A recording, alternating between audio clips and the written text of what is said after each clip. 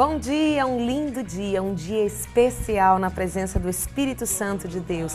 Início de semana, segunda-feira, dia em que o Senhor escolheu para tratar com seu coração, para que você chegue mais perto dele e entenda que você é amado e que Deus tem grandes planos na sua vida. No quadro Se Fosse Você de hoje, a pastora Bel, a querida pastora Elisabel Gasparotto, está aqui para contar mais um pouquinho do seu testemunho. É claro que nessas 3 semanas nós não conseguimos contar tudo, mas você pode observar vários detalhes dessa grande obra, dessa maravilhosa obra que o Espírito Santo fez na vida da pastora Bel e de toda a sua família. E nós vamos acompanhar a última parte nesta segunda-feira.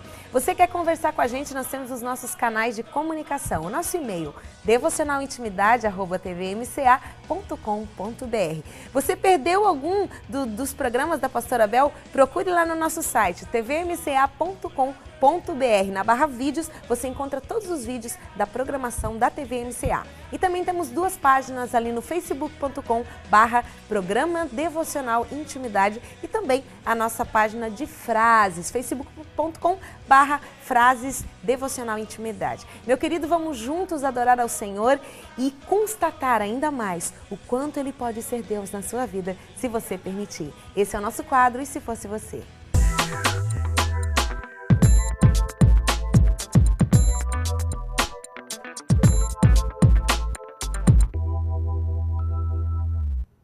Seja bem-vindo ao Devocional Intimidade nesta segunda-feira. Pastora Bel, minha querida, que prazer imenso, Senhor, trazer você aqui novamente. Eu que agradeço. Obrigada, Mônica. Amém. A gente poder contar, né? É claro que, como eu mencionei, né, na abertura do programa, nós não conseguimos contar tudo. É verdade. Né? Porque é toda uma história, são anos e anos de história com o Senhor, mas Deus fez uma obra, você desde a sua infância foi marcada, né? A gente relembrando um pouquinho para as pessoas que estão em casa, você foi marcada por uma violência sexual muito forte, né? Vinda de pessoas que você amava, isso foi marcando, isso subiu à tua adolescência, fez com que você se tornasse uma mulher amarga, uma mulher dura, que de abusado, de certa forma, se tornou um abusador de outras pessoas. Sim. Não da mesma forma, mas tentando ferir elas, né?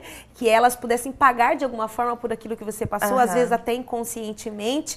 Veio o casamento trouxe as suas dificuldades, vieram os filhos, e uma de toda a tua história são pontos muito interessantes, mas quando você no seu 3º filho, né? Você não queria aquele filho, você fez de tudo para perdeu essa criança, todo o seu ventre ficou apodrecido. Exatamente. E aí o médico disse que você jamais poderia voltar a ter filho novamente. Daqui a gente continua. Tá bom.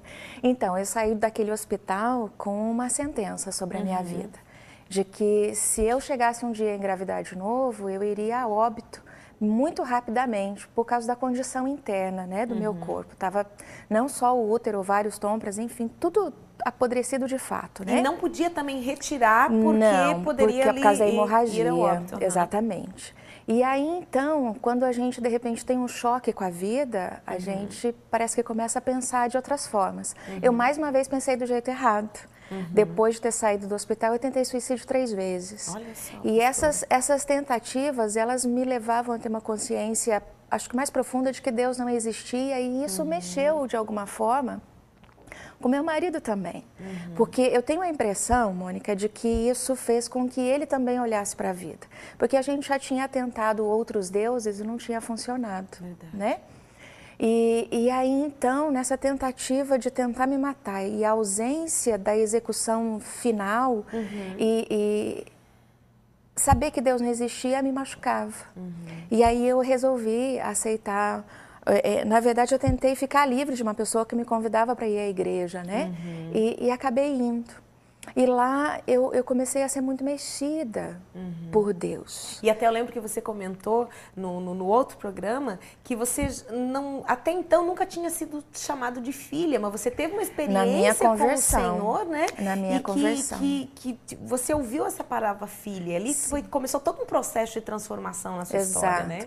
No dia que eu aceitei Jesus, naquele altar daquela igreja, eu fiz a minha primeira oração. Eu disse, Deus, se o Senhor existe, eu preciso saber.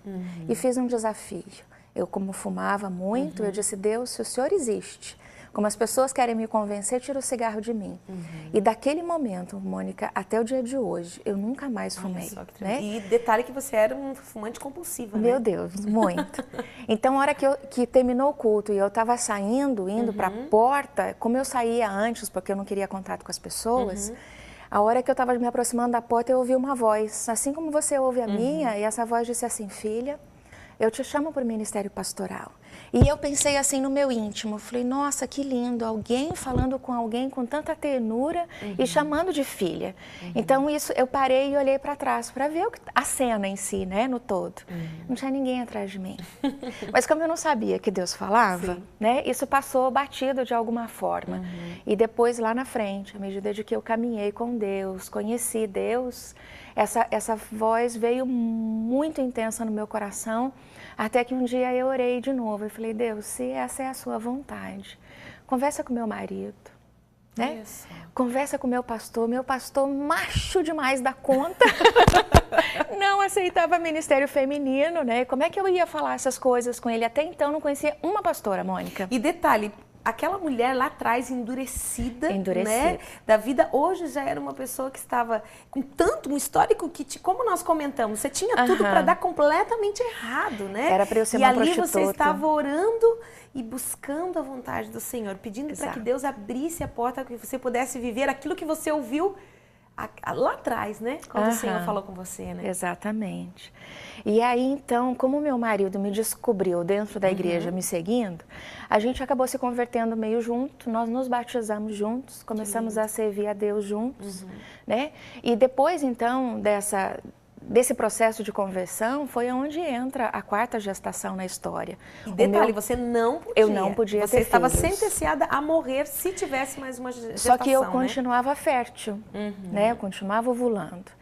Então, como com a conversão, para a gente surgiu a possibilidade de uma restauração diante de Deus, em todos os sentidos, né?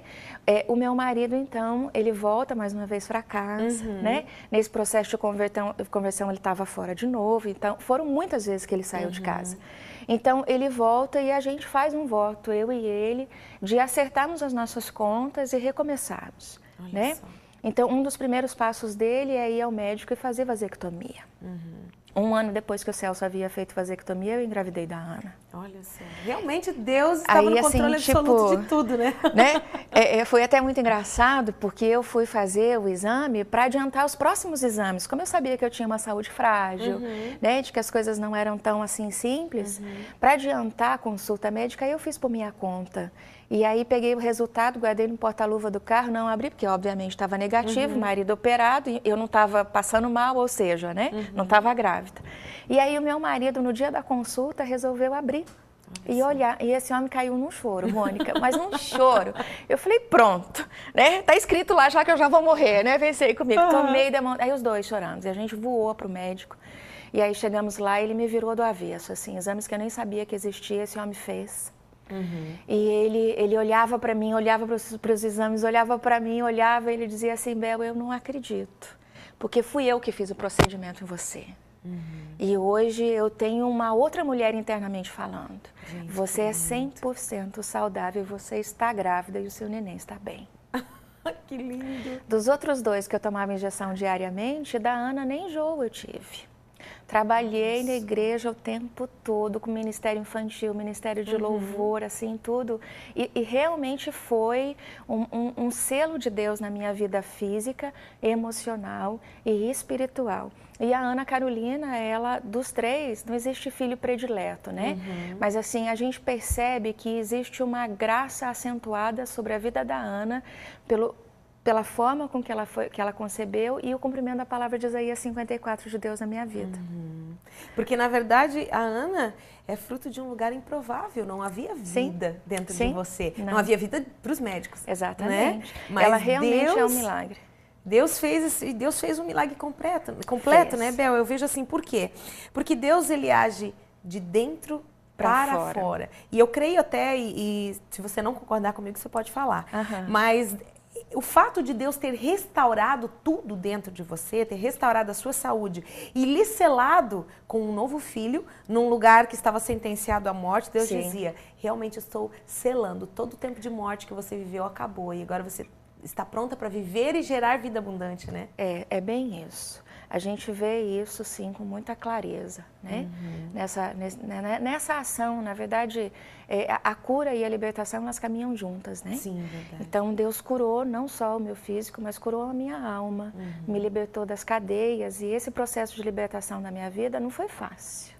Claro, né? Porque é um caminhar diário, né? Foi muito sofrido a libertação do espiritismo, dos vícios, dos hábitos antigos, do comportamento, da raiz de amargura. Né? Eram muitas coisas muito profundas que precisavam sair de dentro de mim. Né? E engraçado, hoje o ministério que eu mais atuo é no Ministério de Cura Interior e Libertação. Porque no lugar onde nós vencemos, o Senhor nos dá autoridade para ministrar sobre a vida de outras pessoas. Né? E aquilo assim, ninguém fez isso em mim. Por exemplo, eu não fui com uma pessoa específica trabalhar estas questões. Muitas vezes eu cheguei para o meu pastor e contava algumas coisas para mim, ele me olhava apavorado assim, e ele dizia, eu não entendo nada disso, eu não sei o que eu faço com você, ele dizia. E aí eu ia para a presença de Deus, né, para o Espírito Santo, eu não sabia que essas coisas aconteciam, uma igreja tradicional, né, eu não sabia que tinha essas coisas, como Deus fazia, era tudo muito novo para mim, mas eu ia. Na verdade, foi uma obra muito íntima, né, pastora Bel? E no próximo bloco, eu quero que você fale pra gente o que você tira de tudo isso, diante que você está vivendo hoje, né? E deixar esse recado especial para os nossos amigos e amigas que estão lá do outro lado. E quem sabe estão vivendo alguma situação tal qual você viveu, né? E você é fruto desse milagre, a gente vai falar disso no próximo bloco. Amém. Então, meu querido, não saia daí, são só 30 segundos e você vai selar no seu coração. Eu tenho certeza que Deus está falando com você. São 30 segundinhos, a gente já volta.